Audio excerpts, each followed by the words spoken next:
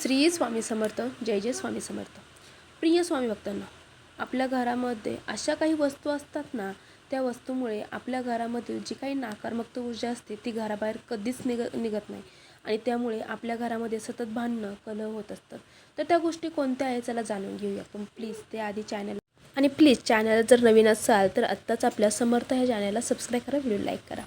तर पहिली गोष्ट म्हणजे मूर्त व्यक्तींचे कपडे कधीही घरामध्ये ठेवू नये.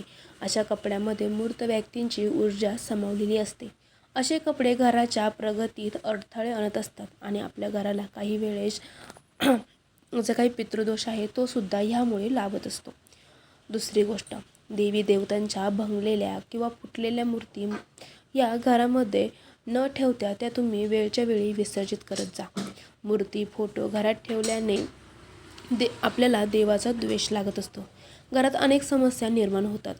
एकापेक्षा जास्त देवांची मूर्ती ठेवणे सुद्धा देव्हाऱ्यामध्ये टाळावा. आपल्या घरामध्ये एका देवाची एकच मूर्ती असणे खूप आवश्यक आहे. लवकरात लवकर जर तुमच्या घरामध्ये अशा काही मूर्ती असेल तर त्या वाहत्या पाण्यात किंवा एखाद्या पवित्र वृक्षाखाली विसर्जित कराव्यात. त्यामुळे तुमच्या घरामध्ये एक पॉझिटिव्ह एनर्जी यायला सुरुवात होईल.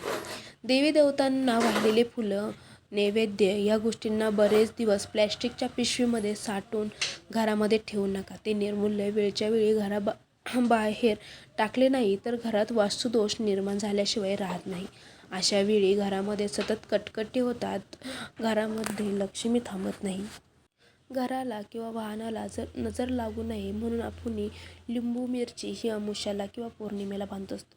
ही लिंबू मिरची एका आठवड्यावरून जास्त काळ वाहनाला जर ते बांधून ठेवले तर त्यातील निगेटिव्ह एनर्जी ही त्या वाहनाला किंवा त्या घराला लागत असते. आपल्याला फायदा होण्याऐवजी त्यामुळे आपल्याला नुकसान होत असते. त्यामुळे वेळच्या वेळी असं निर्मूल्य काढून टाकावे. जुने जर तुमच्या घरामध्ये कॅलेंडर असेल ना तर ते कॅलेंडर घरातील कोणत्याही भिंतीवर तुम्ही लावतात, पण जुने कॅलेंडर लगेचच्या लगेच तुम्ही काढून टाका. आपण वर्ष संपतात ते कॅलेंडर जर तसंच ठेवलं तर त्यामुळे सुद्धा आपल्या घरामध्ये एक निगेटिव्ह एनर्जी येत असते.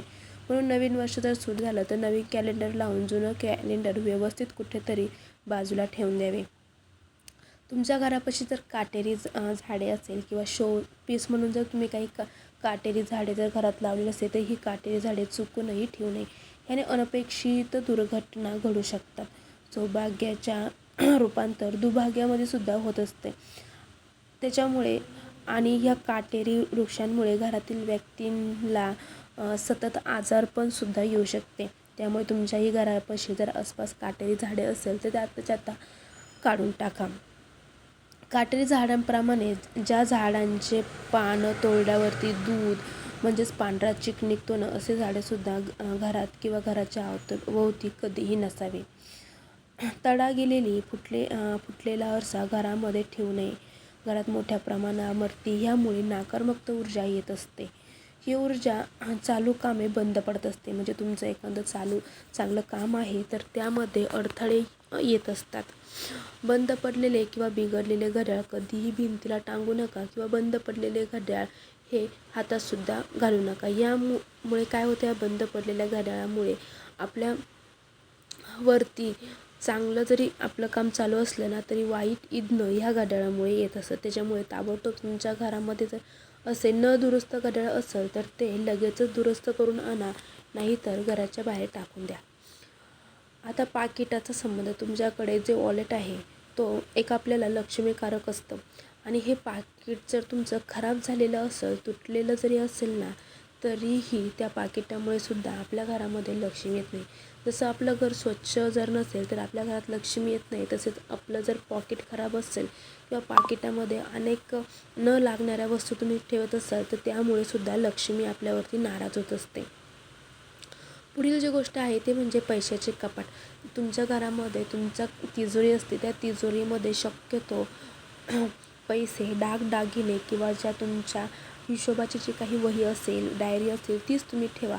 इतर जर तुम्ही त्यामध्ये जर ठेवलं ना सामान तर त्यामुळे सुद्धा तिजोरीमध्ये लक्ष्मी येत नाही आणि आपल्याला अनेक समस्यांना सामोरे जावे लागते. म्हणून आपल्या घरामधील तिजोरी, आपलं घर हे नेहमी नीटनेटके आणि व्यवस्थित असावी. त्यामुळे आपल्या घरामध्ये लक्ष्मी नेहमी हसत खेळत राहते. हा छोटासा व्हिडिओ तुम्हाला फायदेशीर वाटला असेल तर कमेंटमध्ये श्री स्वामी समर्थ टाईप करा. व्हिडिओ आवडला असेल तर प्लीज व्हिडिओला लाईक करा. श्री स्वामी समर्थ. जय जय स्वामी समर्थ.